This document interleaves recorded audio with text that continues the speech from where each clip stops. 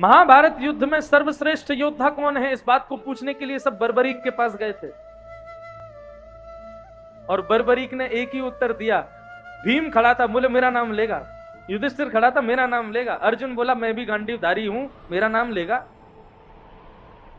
लेकिन बर्बरीक कहता है महाभारत युद्ध का सर्वश्रेष्ठ योद्धा है द्वारिकाधीश कृष्ण।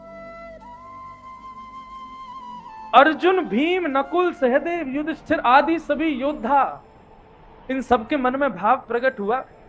जिन्होंने युद्ध के मध्य में एक बाण तक नहीं उठाया, शस्त्र तक धारण नहीं किया, एक चेंटी नहीं मारी, उनके लिए बर्बरीक कह रहा है कि सबसे बड़े योद्धा थे। अरे बर्बरीक, हमें तो लगता है तेरे धर के साथ साथ तेरा सर भी अब चला ही गया है। एक योद्धा का वध तक नहीं किया इन्होंने, और तू कह रहा है सबसे बड़े योद्धा यही थे। महाभारत युद्ध सुनिश्चित हुआ। सावधानी से सुनिएगा एक कथा। तब कौरव पक्ष के जितने भी मित्र थे राजा, वे सभी राजा अपनी सेना लेकर के आए कौरवों की तरफ से युद्ध करने के लिए। और पांडवों के जितने भी मित्र राजा थे वे अपनी सेना लेकर के आए पांडवों की तरफ से युद्ध करने के लिए। बड़ी सुंदर कथा है, सावधानी से सुनना। तभी हमारे दक्षिण भारत का एक राजा, उडुपी का राजा, पांडवों की सहायता करने के लिए पांडवों के पक्ष में अपनी सेना लेकर के आया। युधिष्ठिर और योगेश्वर कृष्ण ने उनका स्वागत किया। आइए आइए, पधारिए महाराज।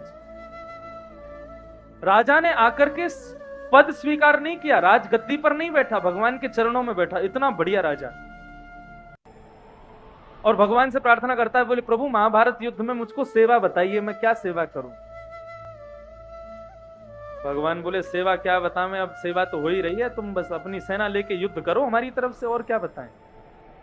उडुपी का राजा बोलता है प्रभु लेकिन मैंने कुछ और सोच करके रखा है। मैंने क्या सोचा है, लाखों की तादाद में लोग लड़ेंगे, कौरव पांडव। बावर्ची दोनों का एक ही था। सूर्य अस्त होने के बाद में कौरव पांडवों एक ही जगह बैठ के भोजन करते थे।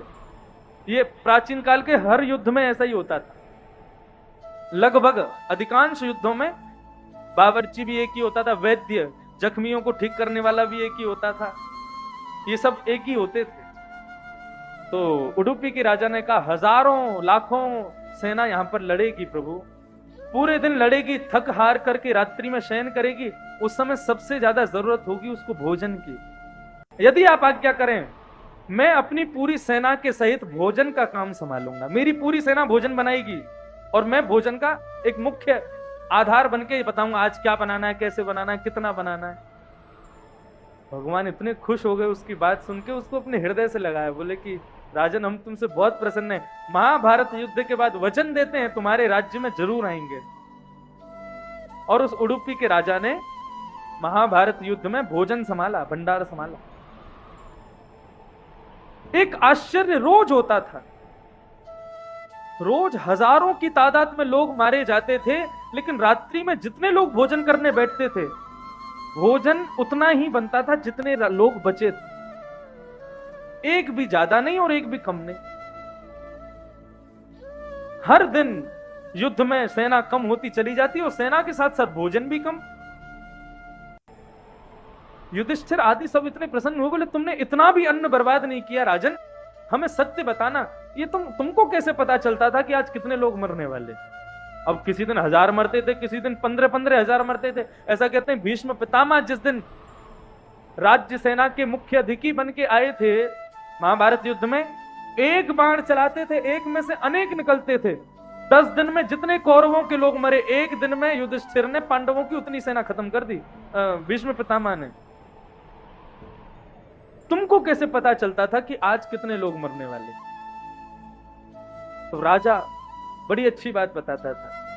राजा क्या कहता है, बोले रात्रि में सबको भोजन परोसने के बाद में मेरा नियम था, मैं द्वारिकाधीश कृष्ण के पास में चने लेकर के जाता था, क्योंकि प्रभु की एक इच्छा रहती है कि सोने से पहले प्रभु विचार करते हैं कि कल युद्ध में क्या होगा, और विचार करते समय व्यक्ति को कुछ खाने को चाहिए।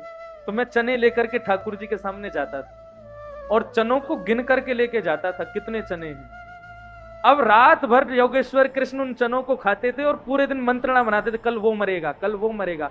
और कैसे मरेगा? बोले इस तरीके से मरेगा, जैसे ही विचार में आता था कल वो मरेगा, ऐसे मरेगा, तुरंत भगवान एक चना खा लेते थे। प्रातः काल जब आप लोग युद्ध के लिए जाते थे, मैं द्वारिकाधीश के कक्ष में जाके चने उठाता था, तो रात्रि में जितने चने रखे उसमें से जितने कम हो जाते थे, मैं समझ जाता था आज इतने लोग मरने वाले हैं। मैं उतना भोजन बनाता। कौन है योद्धा महाभारत का? योगेश्वर कृष्ण।